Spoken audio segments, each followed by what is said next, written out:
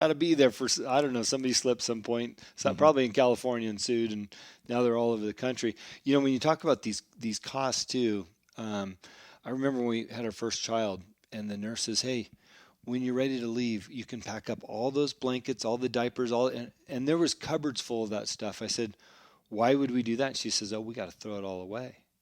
I'm like, "What are you talking about? Those are brand new." She's like, "Nope, regulations. We got to throw it all away."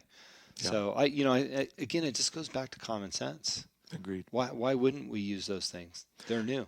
Right. When I was in training, a lot of the equipment was reusable, and we had a staff member employed that would clean it between cases and restock us. Mm-hmm. And there was never an issue of sterility well, they weren't sterile. They were clean, and they did not have to be sterile. If they were sterile, you'd go through a different process. But it's things like that that have made it so that the costs are skyrocketing. Yeah. And we're also filling up the landfill at the same time. Yeah, of course. Of course. You only need so many blankets. Dave, you've answered some really good questions. I'll just ask one more and then we'll wrap this up. And I'd really encourage, if you're listening to this show, if you have a chance to meet Dave in person, heck, you could probably catch him on a lot of the street corners in the morning waving his sign right now. He's in the middle of campaign season. He's got a primary runoff. But Dave, can you talk? I hate to throw this one at you, but can you talk about housing a little bit? Because it's on everybody's mind. Oh, absolutely. I think as I've gone through the neighborhoods, I've been amazed how many people that are really struggling. Mm-hmm. And two people I met on the east side that were vacating their houses that day, and one of them didn't know where she was going. Mm. It was just one was able to go back out of state. Family had room for them, but this other poor lady had no options. And obtainable housing is something that if it's affordable housing, then there's a government subsidy. And I like a free market approach where we streamline as much of the process as possible, focus on the supply side.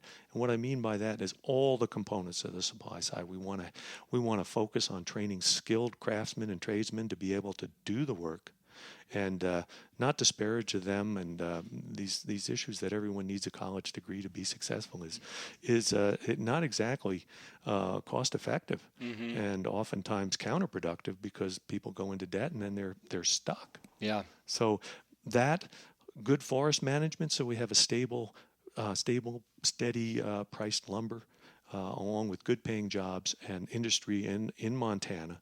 And again, we need to focus on energy. We need to focus on continuing all forms of energy without picking winners and losers. So, because the energy component, especially in a large rural state like Montana, is a significant component of everything. Yeah. So those are some of the things that I would, in addition to the regulations.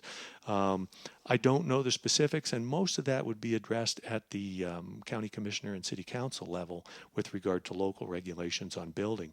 But at the state level, ensuring that the infrastructure needs are addressed around the state so that they're able to focus on that infrastructure and have the funds and resources and advice and guidance so that they're successful in building their communities the way they want them. Yeah. Well, Dave, you've got a number of issues listed out on your website that people can look at. So you talk about business regulations, taxes, your Second Amendment. Appreciate that. Medicaid expansion, national affairs, law enforcement, economic development, and federal overreach, which we discussed a little bit today, housing, healthcare, and election integrity. So thank you for all those positions.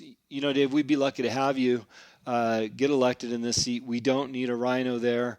And for those of you that don't know what a rhino is, it's Republican in name, but Democrat in vote is probably the easiest way I can put that.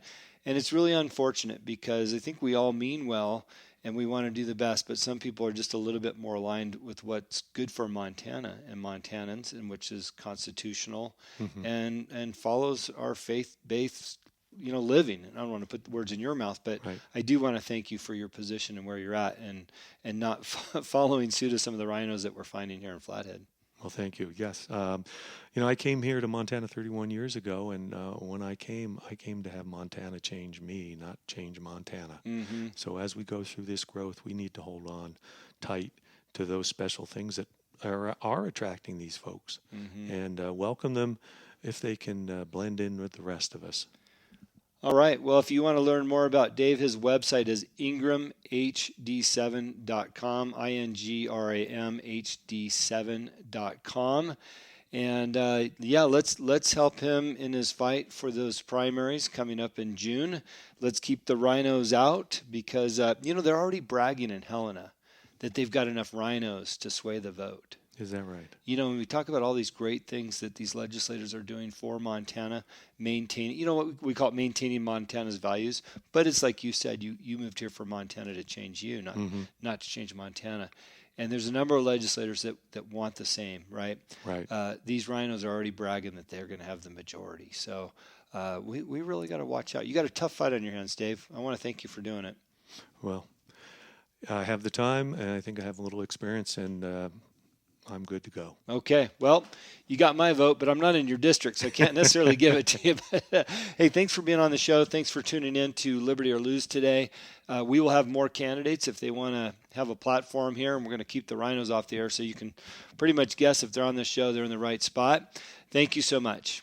Thank you, Jim. Thank you for having me.